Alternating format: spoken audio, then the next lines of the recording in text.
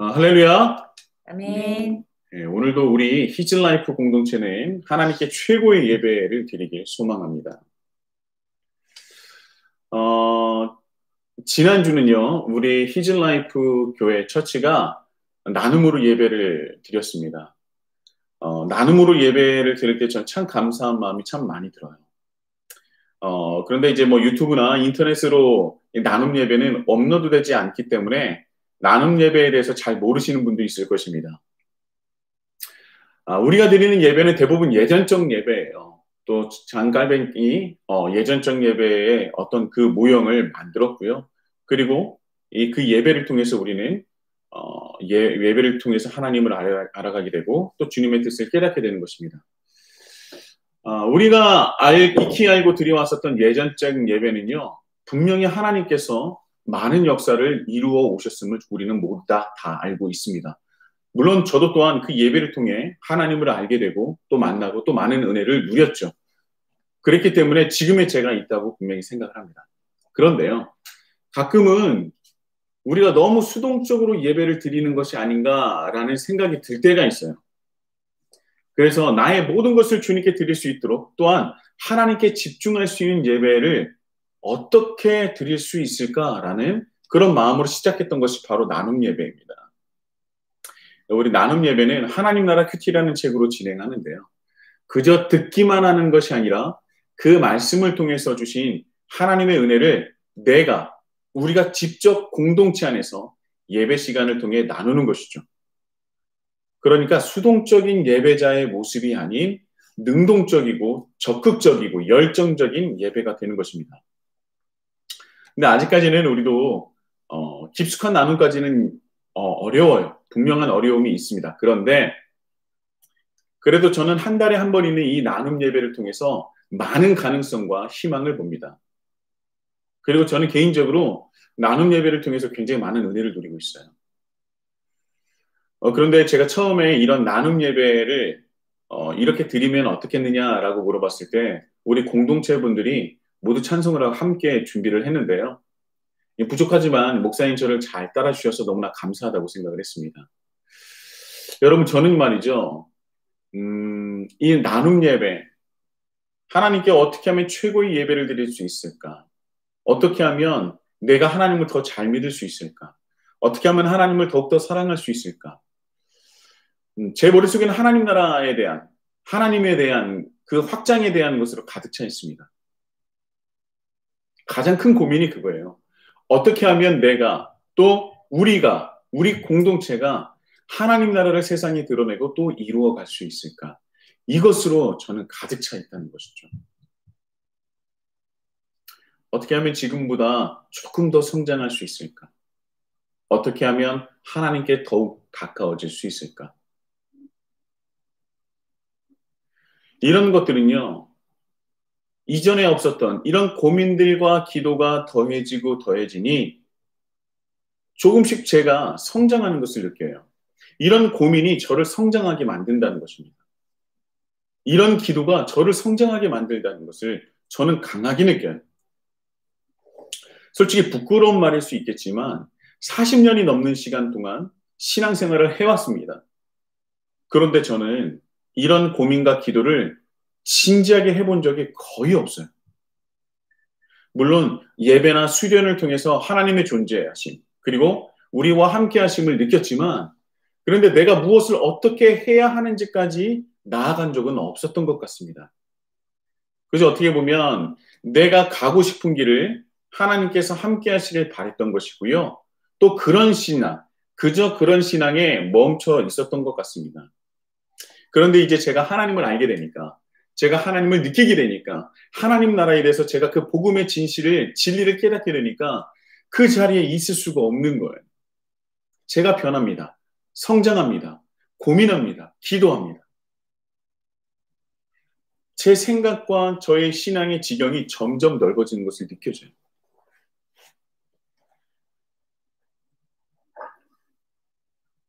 이제는 제가 살아가는 그 자리에 하나님을 부르는 것이 아니라 하나님과 함께 제가 하나님께 나아가기를 소망하게 되는 것이죠. 하나님의 일하심에 동참하기를 원하게 되는 것입니다. 하나님의 역사, 그 현장에 동행하기를 원하게 되는 것이죠. 그래서 저는 하나님과 함께하기 위해서, 하나님과 동행하기 위해서 지금 예배를 드리는 것입니다. 그러니까 하나님을 만나니까 예배를 드리는 목적 또한, 동기 또한 회복되더라라는 것입니다.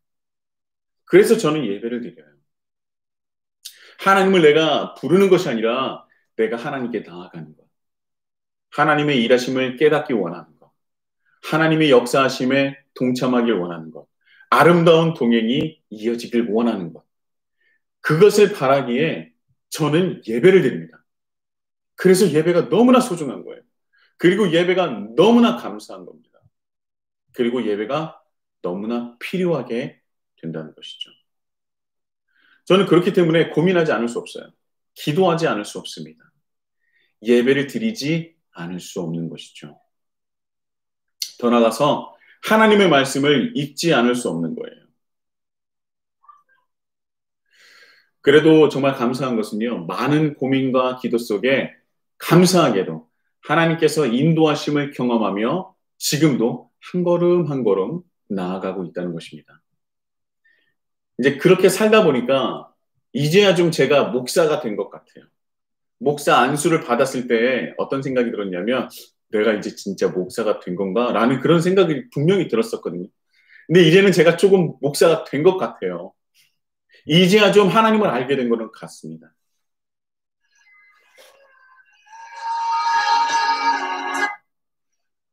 그리고 제가 바라는 것은요, 한 가지 더 있는데요.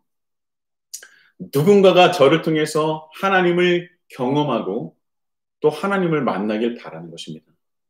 또 반대로 혹여 나의 부족함 때문에 하나님의 영광을 가리는 일이 없었으면 하는 마음이 있어요.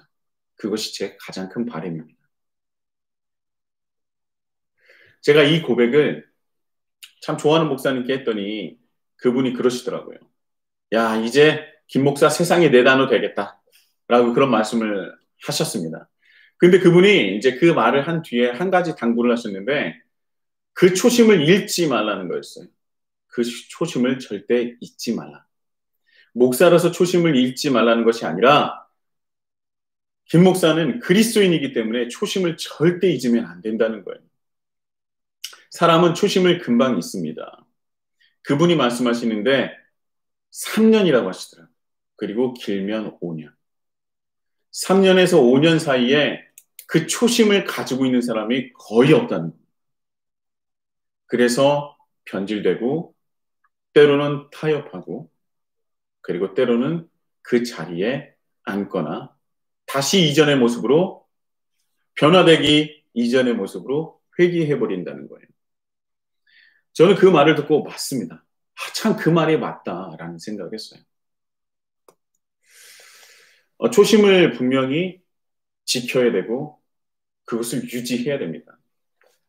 그런데요, 제가 초심을 잊지 말아야 되는 그 이유는 목사라서가 아니라 하나님을 믿는 예수님을 그리스도로 믿고 또 그분에 속한 사람이기 때문에 우리는 그 마음을, 그 고백한 것을 우리 마음 가운데서 잊으면 안 되는 것입니다. 여러분, 우리는요, 절대 스스로 그리스도인이라는 것을 절대 잊어서는 안 돼요. 그것이 우리의 정체성이고요. 또 우리가 갖춰야 하며 놓치지 말아야 할 그 본질 중에 본질인 것입니다. 그리스도인은요, 예수님께서 세상에 빛이 되라고, 소금이 되라고 보낸 존재라고 제가 분명히 말씀을 드렸었죠. 저는 빛과 소금은요, 다른 말로 리더라고 생각을 합니다. 빛과 소금은요, 리더예요. 죄로 인해 깨어지고 어두운 이 세상 가운데 가장 빛날 수 있는 그 존재, 썩어질 수밖에 없는 세상을 보호하며 하나님의 뜻이 이 세상 가운데 이루어지게 함으로써 가장 맛깔나게 그 세상을 이루어가는, 하나님께서 기뻐하시는 세상을 이루어갈 수 있는 그 유일한 존재가 바로 빛과 소금이요 그리스도인이요 리더라고 생각합니다. 여러분, 리더가 가지고 있는 것 중에 가장 중요한 것은 무엇입니까? 리더로서 가져야 할, 그리고 가지고 있는 것, 그리고 그 중에서 가장 중요한 것이 무엇일까요? 바로 권한과 책임이에요. 리더가 가지고 있는 것 중에 가장 중요한 것은 무엇이냐면 리더로서의 권한과 리더로서의 책임입니다. 우리 그리스도인은요, 하나님 나라를 세상 가운데 드러내고 이루어가는 그 권한과 책임이 우리에게 있다는 것입니다. 우리는 절대 그것을 잊어서는 안 될 것입니다. 제가 리더라고 하니까 또 2주 동안 이전에 제가 설교한 적이 있잖아요. 사람을 딛고 가는 리더, 사람을 세우는 리더가 있어요. 그런데 그 말씀드렸던 것은 우리가 결국은 닮아야 할 사람을 찾는 것과 또한 거기서 끝나는 것이 아니라 내 자신이 누군가가 닮고자 하는 그 사람이 되어야 한다고 말씀을 드렸었죠. 그래서 사람을 세우는 리더는요, 먼저 처음에는 우리가 닮아야 하는 사람을 찾고요. 그리고 내가 그 사람을 닮아가는 것입니다. 그것은 당연히 예수 그리스도겠죠. 그리고 우리가 예수 그리스도를 닮아야겠다, 우리가 예수님을 닮아야겠다라는 것에서 끝나는 것이 아니라 내가 점점점 닮아가며 성장하여서 누군가가 나를 보면서 정말 다른 것을 느끼게 되고 나도 저 사람을 닮아야겠다라는 그런 상황까지 이르러야 한다는 것입니다. 리더는요, 그리스도인은요, 닮고 따르고 싶은 사람이 되어야 합니다. 닮고 따르고 싶은 사람이 되어야 돼요. 이전에는 리더가 따라야 하는, 사회 구조 속에서 따라야 하는 사람이었다면 그리스도인은요, 따르고 싶은 사람이 되어야 한다는 것입니다. 그런 존재가 되기를 예수님의 이름으로 축복합니다. 이거 굉장히 부담스러운 말이에요. 누가 나를 닮는단 말인가? 얼마나 부담스러운 얘기입니까? 그런데요, 내가 예수님을 닮고자 한다면 불가능한 일이 아니라는 것이죠. 그래서 예수님께서 제자들에게 말씀하시기를 나를 따르라, 나를 따르라, 나를 따르라. 그랬던 건 아니겠습니까? 여러분, 그렇다면 성경에서는 리더라는 것을 어떻게 말하고 있을까요? 오늘 말씀을 본다면 1절에 선지자들과 교사라고 전하고 있습니다. 안디옥 교회에 우리가 잘 알고 있는 바나바와 사울이 있어요. 그런데 웬일인지 오늘 말씀에는요, 바나바와 사울을 포함하여 총 5명의 선지자들과 교사가 있다고 우리에게 말씀을 전하고 있습니다. 바나바와 사울이 있고요. 추가로 니게르라 하는 시므온과 구레네 사람 루기오, 분봉왕 헤롯의 젖동생 마나인입니다. 이렇게 3명이죠. 여기서 우리는 몇 가지를 생각할 수 있어요. 사도행전 11장에서 우리가 이제껏 계속 은혜를 나눴었던 사도행전 11장에서 13장으로 넘어왔을 때는 일정한 시간이 지났다.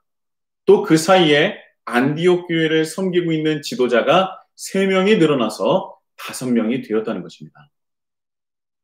근데 지금 대부분의 교회와 다른 것이 있죠. 우리가 익히 알고 있는 교회는 대부분 한 분의 담임 목사님과 여러 명의 부교육자가 있습니다. 그런데 여기서는요, 5명 중에서 누가 담임인지 대표인지 누가 부교육자인지 나와 있지 않고요. 동일하게 동격으로 표현하고 있습니다. 우리가 이 말씀을 보고 또 제가 이렇게 얘기하는 거 보고 에이, 그래도 결국은 바나바와 사울이 대표 지도자겠지라고 생각하실 수도 있어요.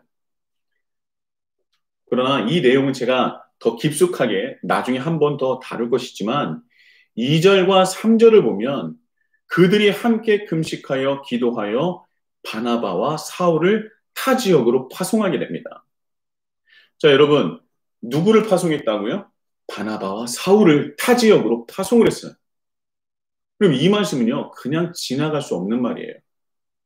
생각해 보세요. 11장에서 13장까지 어떤 일이 있었는지는 모르겠으나 안디옥 교를 섬기는 분들이 5명이에요. 시간적으로 보면요. 바나바가 가장 먼저 왔고 그리고 바나바가 사울을 데려왔습니다. 그렇죠? 그리고 그 다음에 플러스 3이 된 거예요. 어떻게 보면 사울까지는 그래요. 우리가 마음을 넓게 봐서 안디옥 교회 초창기 멤버, 이 개척한 분으로 볼 수 있습니다. 그렇다면 다른 3명은요? 우리는 당연히 바나바와 사울을 대표 지도자로 생각할 텐데요. 말씀을 보니 다른 3명이 먼저 있었던 2명의 지도자를 다른 곳으로 파송해버립니다. 우리가 대표 지도자로 알 수 있는, 생각할 수 있는 바나바와 사울을 파송한다는 것이죠. 여러분, 지금으로 본다면 있을 수도 없는 일이에요. 세상에서도 있을 수 없고요. 아니, 교회에서 마찬가지로 가장 경계하는 일 중에 하나 아닙니까? 정말 쉽게 말해서 무슨 일이에요? 굴러 들어온 돌이 박힌 돌을 빼내는 상황이죠. 현대적 상황으로 해석한다면 밀려난 겁니다. 그렇게 볼 수도 있지 않겠습니까? 바나바와 사울이 나머지 3명이 밀려난 것이죠. 그런데 과연 그럴까요? 정말 밀려난 것입니까? 여러분, 우리가 생각해야 되는 것이 무엇이냐면 애초부터요. 초대교회의 지도자와 지금의 교회의 지도자의 모습 자체가 완전히 다른 거예요.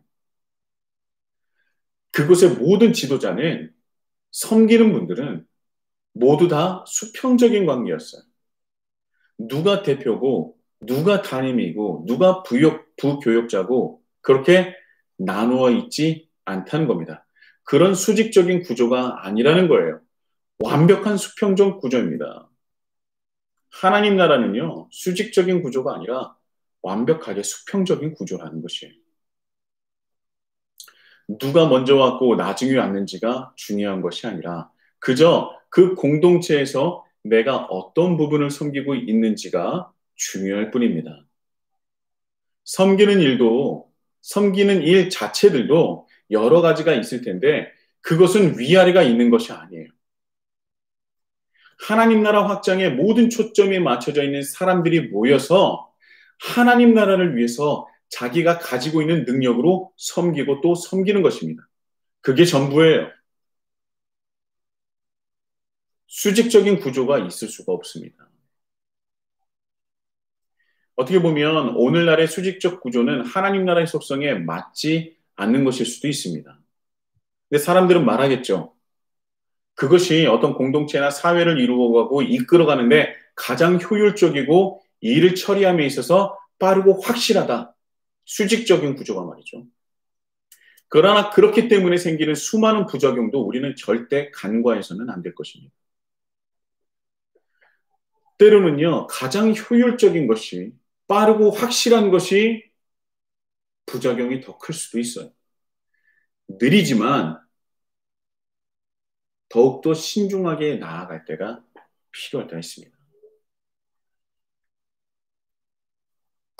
수직적인 구조가 아닌 수평적인 구조 속에서 교회 안에 큰 일을 정할 때 어떤 사람이 지시하는 것이 아니라 5명 모두가 함께 금식하고 기도로 정한다는 것이죠.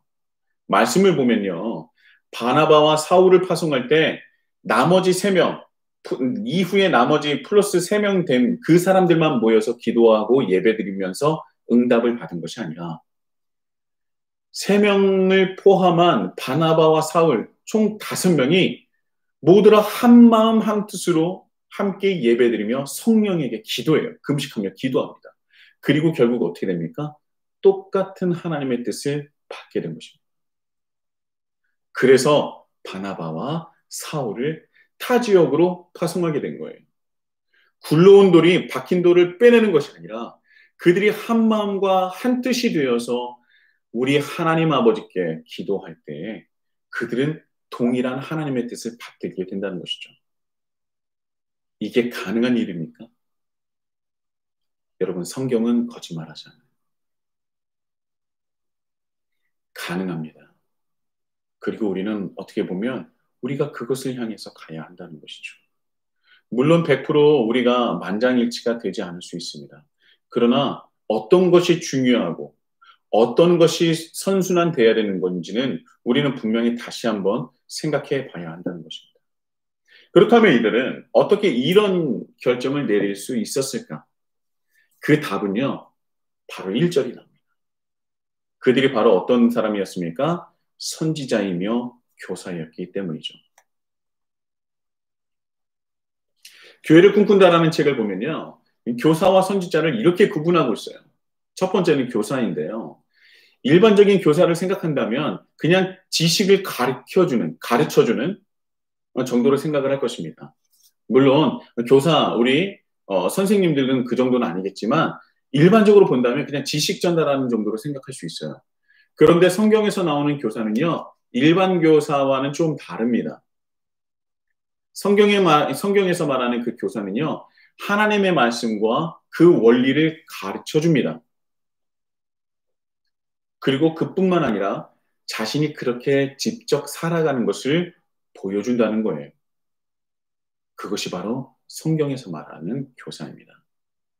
먼저는 성경을 연구하는 것입니다. 하나님이 어떤 분인지, 어떻게 이 세상을 이끌고 계신지를 정확히 성경을 통하여서 깨닫는 거예요. 그리고 그것을 전하고 가르치는 것입니다.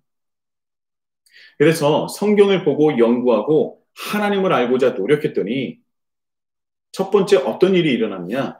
이제까지 내가 살아왔었던 삶의 원리들의 그것이 틀렸다라는 것을, 그것이 내가 원래 알고 있었던 삶의 원리들이 깨어지는 것을 경험하게 된다는 겁니다. 지극히 나를 위해서 살아왔다면 이제는 하나님을 위해서 살아야겠다는 그 마음이 들고요. 세상의 원리가 아닌 하나님 나라의 원리를 깨닫게 된다는 거예요. 쉽게 말한다면 제가 참 많은 예를 들었었는데요. 이제까지 이 예를 많이 들었었는데요. 물질로 한번 예를 들어본다고요. 이제까지는 내가 경제적인 활동을 했었던 이유는 좋은 차와 좋은 집과 그리고 조금 더 나은 삶을 위해서 경제적인 활동을 했다면 그것이 세상의 원리라며 내가 하나님을 알고 깨닫고 믿게 되었더니 그 물질의 하나님 나라의 원리를 알고 보니 그 물질을 주신 이유가 내가 좋은 차와 좋은 집을 가지기 위해서 주신 것뿐만 아니라 살아계신 하나님을 증거하고 드러내기 위해서 주신 것이었다라는 것이에요. 그 원리를 깨닫게 된다는 겁니다. 여러분, 근데 이제 우리가 오해하지 말아야 될 것은요. 물질 자체가 속되다고 보는 것은 아닙니다. 기독교는 청빈한 삶을 추구한다고 잘못 알고 있는 분이 있는데 그것은 반은 맞고 반은 틀린 말이에요. 성경에서 말하는 것은 청빈보다는 청렴의 삶을 말하고 있는 것입니다. 물질은 나에게 넘칠 수도 있고요. 부족할 수도 있어요. 하나님이 보시는 것은 물질에 넘치고 부족한 것이 아니라 많고 적음을 보시는 것이 아니라 그것을 어떻게 사용한지를 보고 계신다는 겁니다. 이게 정말 중요한 원리예요. 성경은요, 우리의 삶의 원리를 완전히 뒤바꿔 놓습니다. 우리가 익히 알고 있었던 세상적 이치와 원리를 완전히 전복시켜요. 그것이 하나님 나라의 원리라는 것입니다. 여러분, 당한 만큼 되돌려주는 것 당연한 거 아닙니까? 복수는 어떻게 보면 그것이 복수잖아요. 복수를 하는 것이 당연한데 성경은요, 그러지 말고 원수를 사랑하라고 하세요. 우리의 삶의 원리, 가치를 완전히 바꿔놓으시는 것입니다. 우리는요, 나에게는 굉장히 관대하잖아요. 그래서 늘 다이어트는 내일부터 뭐 이러잖아요. 그런데 남에게는요, 굉장히 엄격하지 않습니까? 그런데 성경은 뭐라고 말하냐면요. 남에게 있는 그 티를 가지고 뭐라고 하지 말고 네 눈에 있는 들보를 보라 그래요. 그러니까 그것은 무엇이에요? 나에게는 엄격하고 남에게는 관대하라라고 볼 수가 있는 것입니다. 그리고 우리는 이렇게 얘기하지 않습니까? 군자는 대로라. 큰 길로 가라고. 그런데 성경은 반대예요. 좁은 길과 좁은 문으로 가라고 하지 않습니까? 우리가 알고 있었던 세상적인 가치, 이치, 원리를 완전히 뒤바꿔서요. 하나님 나라의 원리, 가치로 회복하라고 말씀을 하는 겁니다. 세상은요, 받기를 원해요. 받아야 주는 겁니다. 그런데 성경은 그렇지 않아요. 주는 것이 먼저라고 말해요. 네가 받고 싶니? 그러면 너희가 먼저 줘야 된다. 라고 말씀을 하고 있는 것이죠. 또한 우리가 사랑할 만한 존재를 찾아서 사랑하기를 원하지만 성경은요, 너는 그 사랑을 거저받았으니 그 사랑을 거저주라 라고 말씀하고 있습니다. 대상을 가리지 말라 그래요. 사랑할 만한 존재를 사랑하는 것이 사랑이 아니라 사랑할 수 없는 존재까지도 품을 수 있는 것이 바로 사랑이다. 그것이 그리스도입니다. 라고 말씀을 하고 있는 것입니다. 제가 하나하나 다 말씀드린다면요. 너무 많아서 다 열거할 수 없을 정도예요. 그런데요, 여러분, 제가 이렇게 말씀드렸던 것은요, 우리가 어려서부터 학교나 사회에서 모든 관계 속에서 배웠던 것들입니다. 배웠던 것들이에요. 그런데 이 모든 이 세상의 원리와 가치와 이치는요, 어떻게 보면 하나님 나라 가치와 이치와 원리와는 정말 반대 방향이라는 거예요. 정말 다르다는 것입니다. 그런데 만약에 우리가 정말 하나님 나라의 원리와 가치와 이런 것으로 살아간다면 세상은 우리에게 미련하다고 그리고 어리석다라고 분명히 말을 할 겁니다. 너는 세상을 참 모르는구나. 세상은 그렇게 사는 것이 아니야. 너는 왜 그렇게 유난스럽게 사니? 라고 말을 하겠죠. 그런데요, 하나님께서 성경을 통해 이런 삶에 대해서 어떻게 말씀하시느냐? 고린도전서 1장 18절입니다. 십자가의 도가 멸망하는 자들에게는 미련한 것이요. 구원을 받는 우리에게는 하나님의 능력이라. 이 공동 번역본을 보면요. 그 의미가 더 정확해지는데요. 멸망한 사람들에게는 십자가의 이치가 한낱 어리석은 생각에 불과하지만 구원을 받을 우리에게는 곧 하나님의 힘입니다. 살아가는 목적과 방향성이 다르기 때문에 세상적인 이치와 십자가의 이치가 다른 거예요. 세상적인 이치로 십자가의 이치를 보면 한낱 어리석고 미련하다 그렇게 여길 수도 있지만 우리가 오히려 구원을 받을 우리는요. 그것이 바로 그렇게 십자가의 이치로 살아가는 것이 바로 하나님의 능력입니다. 하나님의 힘입니다. 하나님의 은혜입니다. 라고 우리는 고백할 수 있다는 것입니다. 저는요. 이 말씀을 읽을 때마다 느낄 때마다 생각날 때마다 막 찌릿찌릿해요. 아, 그렇게 사는 것이 우리의 권한이요. 책임이구나. 그리고 또 하나님의 능력이구나. 거듭 말씀드리지만 깨어진 세상에서 말하는 그 이치와 하나님 나라의 이치는 같을 수가 없습니다. 세상이 깨어진 만큼 하나님 나라와 점점점 그 사이가 벌어질 수밖에 없는 거예요. 지금도 지속적으로 자기 중심성으로 깨어져가는 이 세상의 이치는 나 자신의 행복과 나 자신의 초점이 오로지 다 맞춰져 있는 겁니다. 내 행복이, 내 안녕이 그 어떤 것보다 더 가장 중요한 가치라는 것이죠. 여러분, 제가 개인적으로 아름다운 말이기도 하지만 가장 위험한 말이다라고 요즘 생각되는 것들이 있어요. 그게 어떤 말이냐? 네가 행복하다면 이라는 말입니다.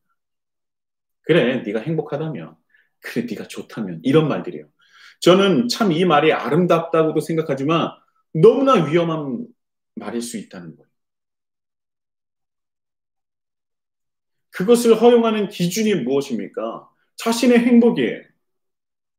이 말은 너무나 아름답게 들릴 수 있지만 굉장히 위험할 수도 있습니다.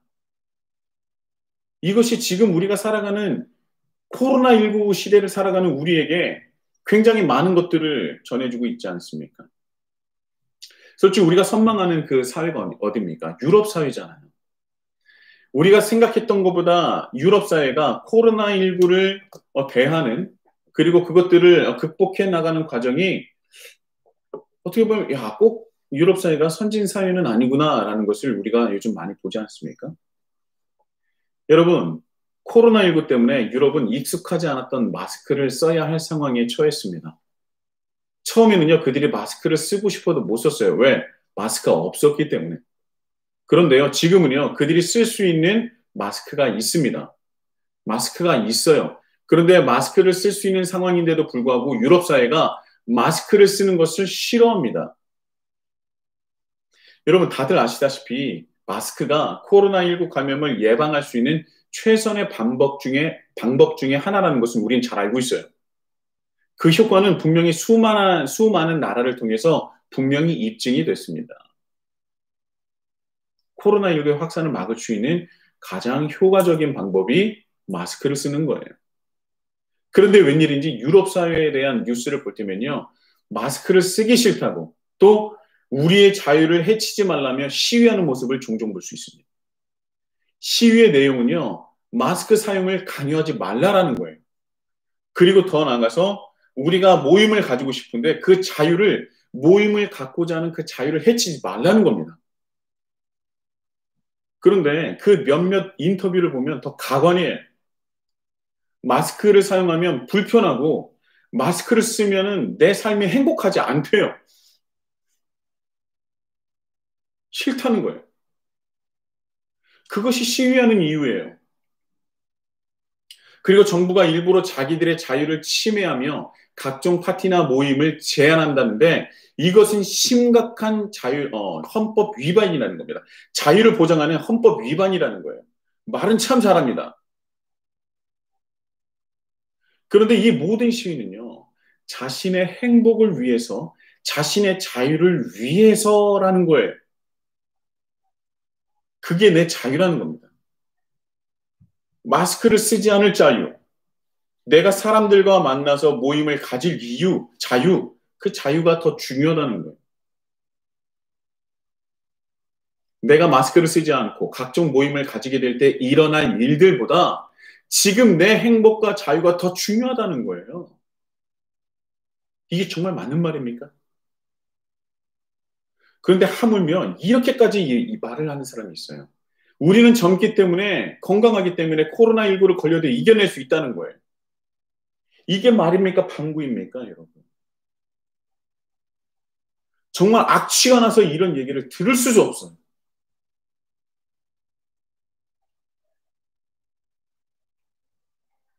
그 사람은 젊어서 이겨낼 수도 있겠죠. 그런데 그 사람을 통해서 혹여 이겨내지 못할 사람이 감염되는 것은요. 그런데 그들은 그것까지 생각할 이유가 없는 거예요. 왜? 삶의 모든 가치와 모든 이치가 원리가 자기의 행복과 자유에만 맞춰져 있기 때문입니다. 그것이 내가 행복하다는데, 그것이 내 자유라는데 왜 그것을 제한하느냐라는 거예요. 그래서 저는요, 요즘에 네가 행복하다면, 네가 좋다면 이 말이 너무나 요즘 따라 너무 무섭고 두렵게 느껴집니다. 어디까지 갈지 모르는 말이에요.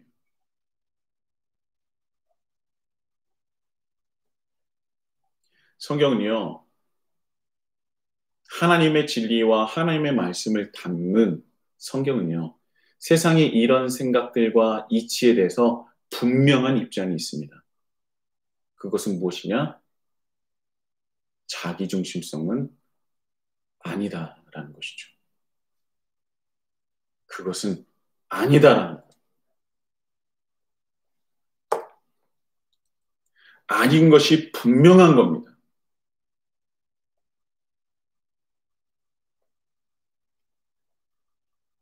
사람들이 존재하는 이유는요, 각자 자기의 행복과 자유를 위해서 있는 것뿐만이 아니라는 거예요. 내가 아니라 우리입니다. 내가 아니라 우리를 위해서 존재하는 것이고요. 더 나아가서 우리가 오직 하나님과 하나님 나라를 위해서 존재한다는 것을 우리는 잊지 말아야 한다. 그 안에 최고의 행복과 최고의 자유가 있다는 것을 잊지 말아야 한다는 거죠. 이미 이 땅에 임한 하나님 나라를 세상에 드러내며 이루어가는 삶, 또 오는 세대, 즉 예수님께서 재림하실 때 완전해질 하나님 나라를 준비하는 존재, 그것이 바로 우리이며 그리스도인이라는 거예요.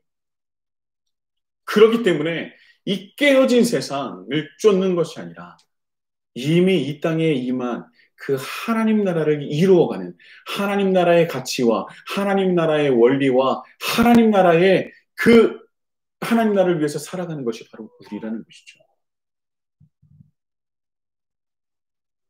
그것이 우리의 능력입니다.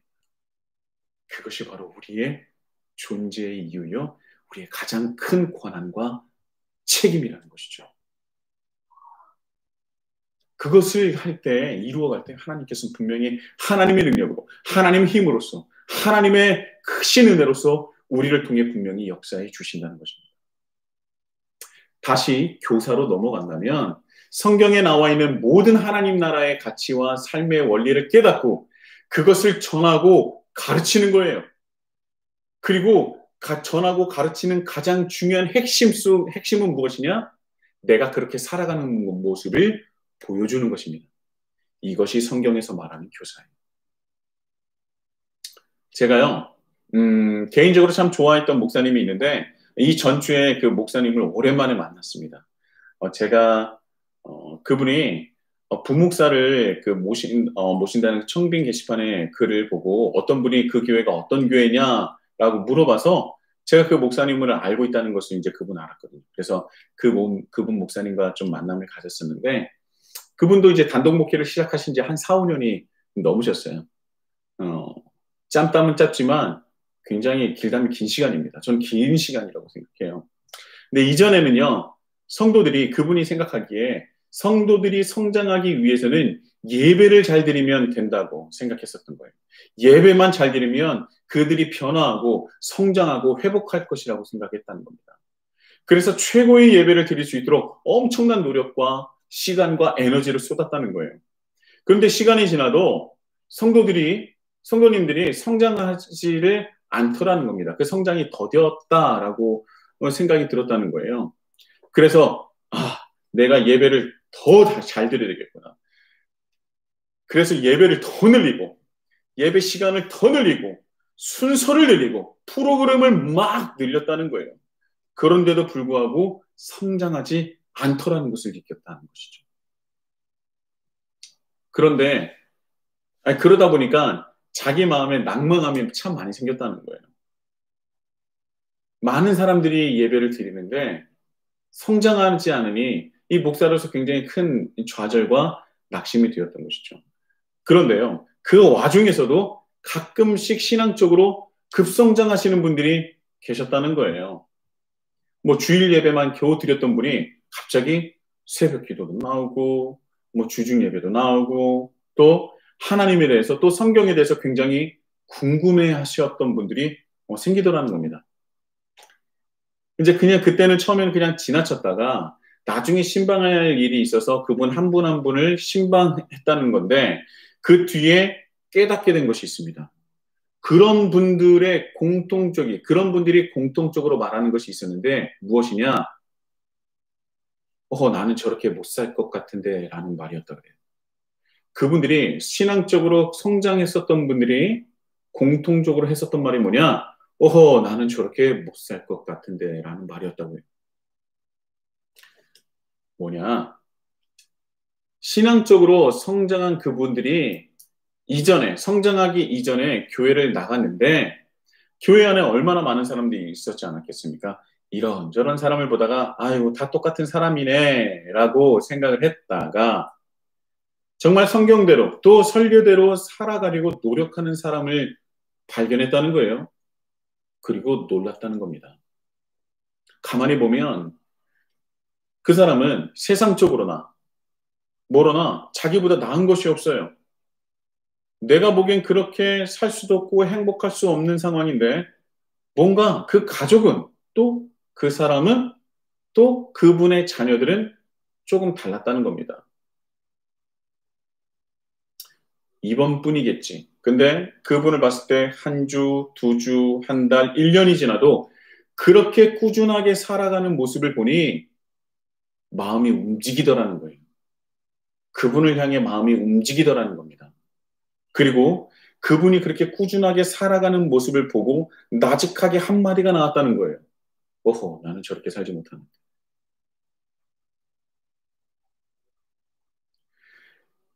그 사람이, 그 가족이, 그들의 자녀가 어떻게 그렇게 살아갈 수 있는지가 궁금해진다는 겁니다. 그런데 물어보니 답은 하나예요. 하나님을 믿으니까요. 이상하다. 나도 믿는데. 나도 믿는다고 생각하는데 내가 잘못된 건가? 내가 믿지 않는 것인가? 아니면 저 사람만 특별한가? 궁금해지기 시작한다는 것이죠. 그 궁금증이 그분과 함께하게 되는 것이고 또 그분의 신앙과 삶을 따라가게 됐다는 것입니다. 따라가다 보니까 어느새 자신도 모르는 사이에 신기하게도 내 모습 속에서 그 사람의 모습이 발견됐다라는 겁니다. 그리고 그 모습을 그 목사님이 보게 된 것이죠. 여러분, 성장은요, 듣고 보고 따른 것부터 시작이 된다는 것입니다. 그렇기 때문에 예수님께서 제자들에게 그렇게 몸소 보이시고 들려주셨던 이유가 바로 여기에 있지 않겠습니까? 여러분, 예배는요, 무엇보다도 소중하고 우리가 놓치지 말아야 할 본질 중에 본질이에요. 그런데 우리가 드리는 예전적인 예배만 예배가 아니라는 것은 우리는 더더욱 이 시대에는 놓치지 말아야 합니다. 우리의 삶 자체가 하나님께 드리는 예배가 되어야 한다는 것이죠. 그냥 주일날 예배 드리는 것만이 전부가 예배가 아니라 예배의 전부가 아니라 우리의 삶 자체가 다 하나님께 드리는 예배가 되어야 된다는 것입니다. 그것이 그리스도인의 리더의 권한이자 책임인 것이죠. 교사란 하나님의 뜻이 담긴 성경을 연구하고 배워서 하나님 나라의 삶의 원리를 가르치고 또 직접 그런 삶을 보여주는 존재가 교사라는 것입니다. 다음은 선지자입니다. 여러분 선지자라고 얘기하면 야 이거 언제 끝나나 막 이럴 수 있는데 여러분 금방 끝납니다. 걱정하지 마세요. 선지자는요. 교사의 그 모습을 그대로 가지고 있어요. 그런데 플러스 알파가 있습니다. 플러스 알파가 있다는 거죠. 자, 교사도 힘들어 죽겠는데 내가 보기엔 교사도 안 될 것 같은데 플러스 알파가 있다니 정말 죽을 노릇이죠. 그런데요. 들어보세요. 선지자라는 것은요. 교사가 가지고 있는 그 권한과 책임을 포함하여 이 시대적인 상황을 정확히 분별할 줄 알고 그 시대와 상황에 맞게 말씀을 적용하고 전할 수 있는 사람인 것입니다. 시대와 상황에 따라서 하나님의 말씀이 변하는 것은 아니에요. 하나님의 말씀을 절대 변할 수 없는 진리 중에 진리입니다. 그런데 그 시대와 상황에 필요한 말씀이 있다는 것이죠. 가난한 시절에는요. 나눔과 배품이 필요한 거죠. 전쟁이 정말 창궐하는 그 시대는요. 화합과 평화의 말씀이 필요할 것입니다. 실패와 절망에 가득한 시대는요. 희망의 말씀이 필요한 때예요. 오늘날처럼 양극화가 심한 시기에는요. 이해와 연합의 말씀이 필요하지 않겠습니까? 그 시대를 보고 시대적인 상황을 보고 분별할 수 있는 그 선지자와 같은 사람이 필요하다는 것입니다. 그 시대를 분별하고 그 상황을 읽을 줄 아는 것은 절대 쉬운 일이 아닐 것입니다. 여러분 말씀을 본다면요. 사도행전 시대를 본다면 유대인의 1세기 시대, 사도행전을 썼던 시대를 본다면 유대인은요. 아직도 여전히 선민의식에 사로잡혀 있었어요. 그런데 그 시대적인 상황을 분별한 것입니다. 이방인에게도 구원이 있음을 그리고 성령께서 우리와 똑같이 이방인에게도 임하시고 역사하신다는 것을 받아들인 거예요. 여러분 그것은 절대 쉬운 일이 아닙니다. 그 시대적인 상황과 하나님께서 역사하신 것을 그들이 직접 눈으로 보고 깨닫게 된 거예요. 수천 년 동안 내려와서 깊숙이 뿌리 박혀 있던 것이기에 그냥 손바닥 뒤집듯이 뒤집을 수 있는 것이 아니에요. 그런데 그들은요.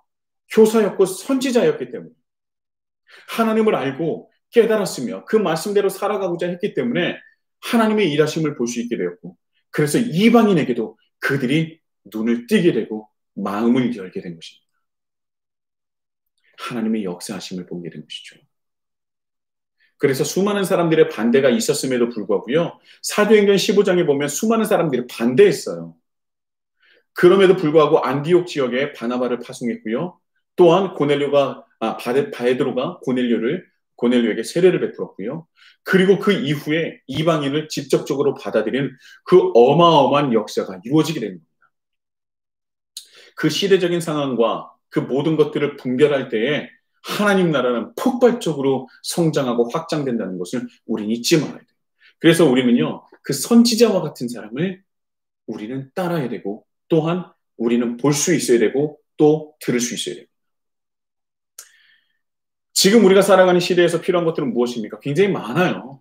비대면 예배를 정부에서 요구한다고 해서 예배권 침해다라고 말할 것이 아니라 그 시대적인 상황을 먼저 분별하고 읽어서 비대면 예배를 정부에게 먼저 제안할 수 있는 것이 바로 우리 교회가 해야 될 것입니다.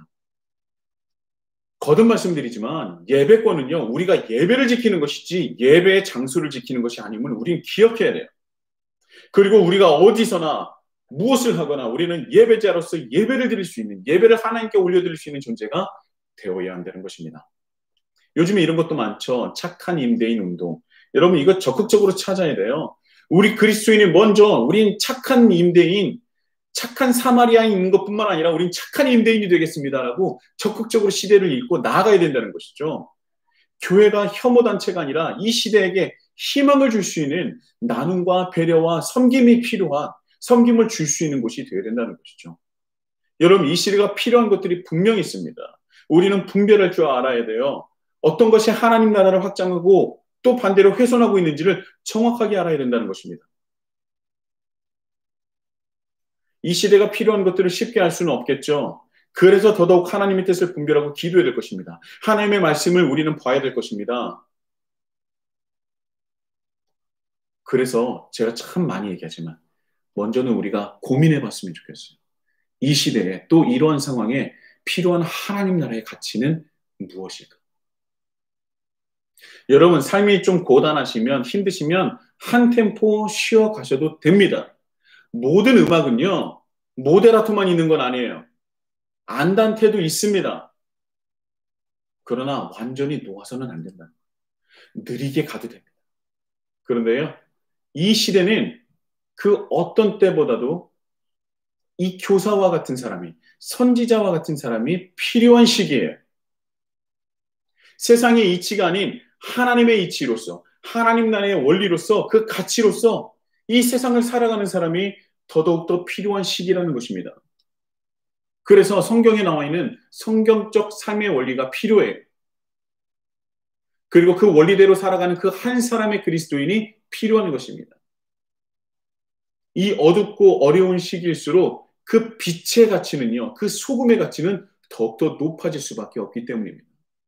하나님 나라를 살아가는 그 삶의 원리, 그 원리가 우리를 통하여 이 세상에 드러날 때 분명히 이 세상은 변화하고 성장하게 될 것이며 또한 그런 우리를 따르는 그 한 사람 한 사람이 나타나게 될 것입니다.